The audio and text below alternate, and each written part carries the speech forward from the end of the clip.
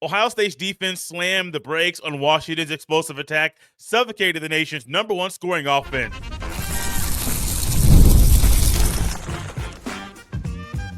You are Locked On Buckeyes, your daily podcast on the Ohio State Buckeyes. Part of the Locked On Podcast Network, your team every day. Welcome in, Buckeye fans, to a special Sunday edition of Locked On Buckeyes, which is your daily Ohio State podcast, part of Locked On Podcast Network, your team every day. I'm your host, Jay Stevens, veteran sports talk host, delivering passionate coverage about your Buckeyes. And during this Buckeye Blitz, we will discuss a position on the defense that passed a massive test inside Husky Stadium.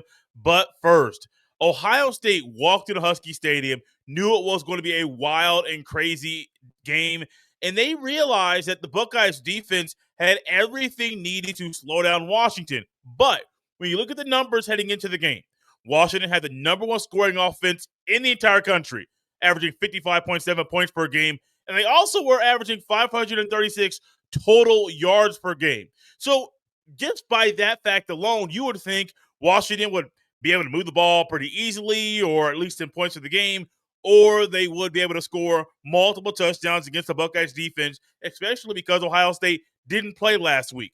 But that wasn't the case. Ohio State's defense slammed the brakes on all the explosive plays that Washington normally makes. Washington only had 234 yards of total offense and only scored 6 points. That was by 2 field goals.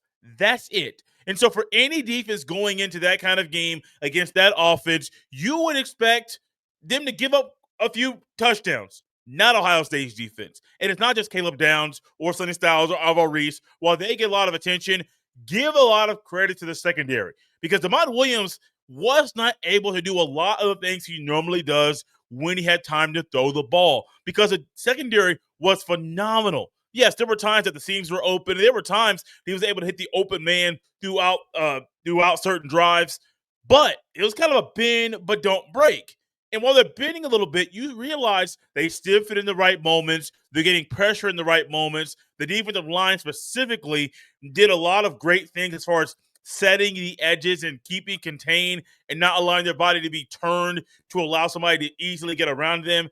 This defense on Saturday in Husky Stadium was up to the task and realizing we got a long flight. We got a long trip. We're 3 time zones away from Columbus, but none of those factors seem to hinder Ohio State like they would have factored into a lot of other teams. And the defense is a biggest thing right now because we all know offense wins games, defense wins championships. And I'm saying this right after this being recorded, after Oregon just picked off Drew Aller in the whiteout inside Happy Valley for Oregon to win the game in double overtime. And what happened? Drew Aller threw an interception to Dylan Thieneman, and Thieneman ended up securing the game-sealing interception because defense is big. But I think what we're seeing right now from Ohio State's defense is bigger than what Oregon did inside Happy Valley and Beaver Stadium. Because Ohio State, once again, for the 4th game in a row, held an opponent to single-digit scoring. Texas only scored 7 points. Grambling put up a goose egg. Ohio put up 9. Washington put up 6. In this trajectory, in this path that Ohio State is going on, if this trend continues, I know it's kind of a reactionary pod, so I'm not trying to look too far into the future, but this Minnesota next week, and it's homecoming. It's a night game. So you already know the juice is going to be flowing. After that, you go on the road to Illinois and Champaign, Illinois, and where Illinois just beat USC. Also, it's a battle for a trophy, the Ella Bucks. So there's more added juice there. And then you have to go to Camp Randall. I know Wisconsin isn't the best team right now, but they might try to throw out everything they can to take down the Buckeyes. And if you stay on this path against Minnesota, against Illinois, against Wisconsin, in this 4-game stretch that will trip up numerous teams, this could be the start, or the middle portion of the season could be where people might say Ohio State's defense might be historic this year. I'm not going to say they are historic. It's only been 4 games, so I'm not going to get too far ahead of myself. But what we are witnessing right now from this team is a unit that, while DeMont Williams is shifty and crafty with the ball in his hand, he couldn't get anything going. And when you have a team that has Jonah Coleman or Denzel Boston, you would expect them to pick up numerous key third downs. and move the ball pretty easily. That wasn't the case. Washington was 1 for 11 on third down. They were 1 for 3 on fourth down. They averaged 2.0 yards per carry. Hats off to the defense. Everybody that played. Devin Sanchez, I'll shout you out, true freshman. I saw you out there doing your thing. IGB, Jermaine Matthews, Lorenzo Styles back out there. Was he perfect? No, but he made big plays. Oh, Caden Curry, Caden McDonald, all of them, Arvell Reese, everybody that played on defense got the job done. And hats off to them. We can marvel at Sand and marvel at Bo Jackson and Jeremiah Smith, marvel at what they do. But let's stop and take a moment to realize what we have witnessed through 4 games, especially inside Husky Stadium yesterday afternoon, is historic stuff to start a season. And it could be just the tip of the iceberg about how elite the defense can be this year. Speaking of being elite, there was a unit on defense, a position group, that had a massive test when they stepped inside Husky Stadium, and they walked out with an A+. I'll tell you what that is next. This episode is brought to you by 5 Hour Energy. Caffeine just got a flavor upgrade. 5 Hour Energy shots deliver tasty caffeine in 17 bold flavors. Each 2-ounce shot packs the caffeine of a premium 12-ounce cup of coffee, plus B vitamins and nutrients with 0 sugar and 0 crashes. What I love most is how portable they are. Big taste, tiny shot. You can take it anywhere and get that boost when you need it. I always reach for cherry, which happens to be my favorite flavor because it's refreshing and gives me that quick lift before a busy day. I've also been eyeing strawberry watermelon too. It sounds like the perfect one to try next. Honestly, I love how fast it kicks in and that it's sugar-free, so I don't have to worry about crashing later.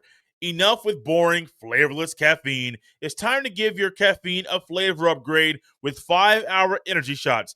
Get the favorites you love or be bold and try something new in-store and online at www.5hourenergy.com or Amazon today. This episode is brought to you by Quo. One of the tools that help make a huge difference for business owners is Quo, formerly Open Phone. It's the same great business phone system you've heard me talk about before, just with a new name. And here's why it matters. Every missed call is money left on the table. When every customer conversation counts, you need a phone system that keeps you connected 24/7. Quo is the #1 business phone system that streamlines customer communications. It works right through an app on your phone or computer, so no more carrying 2 phones or relying on a landline. I love how Quo, formerly known as Open Phone, lets your team share one number and collaborate on calls and texts like a shared inbox, so no customer gets left hanging. Their built-in AI agent is a game changer. It can answer after-hours calls, capture leads, and keep business moving even when you're off the clock. See why over 90,000 businesses trust Quo, formerly Open Phone. Get started free and get 20% off your first 6 months at quo.com/lockedoncollege. That's QUO.com/lockedoncollege. And if you've got existing numbers with another service, Quo will port them over at no extra charge. Quo, no missed calls, no missed customers. This episode is also brought to you by FanDuel. The NFL season is here, and FanDuel has an offer you don't want to miss. Right now, new customers can bet just $5 and get $300 in bonus bets if you win. That's right. Pick a bet, put down $5. And if it hits, you'll unlock $300 in bonus bets to use across the app. I love how FanDuel gives me so many ways to play. I built parlays, tried player props, and even followed the live lines during games. It makes watching football even more exciting when you've got a little something riding on the action. Whether you're a casual fan or love diving into the stats, FanDuel makes the game day experience so much better. So what are you waiting for? Visit FanDuel.com to download the FanDuel app today and get started. Thank y'all for tapping Locked on Buckeyes and making this bonus pod a part of your day. The special Sunday pods are so much fun because we get to dive a little bit deeper into what we witnessed on a college football Saturday. And we are still riding high, at least I am, after Ohio State's 24-6 win over Washington, snapping the Huskies' 22-game home winning streak inside Husky Stadium that dates back to 2021. While the defense collectively was great and phenomenal, holding a team that averaged 536 yards a game to only 234, which is less than half their average. When they also held a team that was averaging 55 plus points a game to only 6 points, and they didn't give up a touchdown the entire day. Well, all that's great. Man, we can talk about that for days. What was even equally as great was what the defensive line did. Now, I know what the numbers say, and the stats are a part of the picture, but I think in totality, it's not just what's showing up in the numbers. That's the picture, but the bigger picture is they were putting in work all game long, going from a 4-down front to a 3-down front to occasionally, I'm going to put some linebackers in here too, to occasionally having the guys on the D line with the three down linemen. You would have a D end, say Caden Curry in this example, standing up on the outside. And you also have at times Alvaro Reese on the other end, standing up on the outside. So in a game where DeMond Williams was expected to get loose just a little bit, he wasn't able to because he could never get comfortable with what Ohio State was throwing at him. We normally haven't seen Ohio State walk and have 5 guys up along the line of scrimmage. And normally, as someone that covers high school football outside of Locked On Buckeyes, it's a high school thing. You normally don't see college teams do that. But with how efficient and how elite DeMond Williams can be with the ball in his hand, you got to try something different to slow a quarterback like that down. And it worked.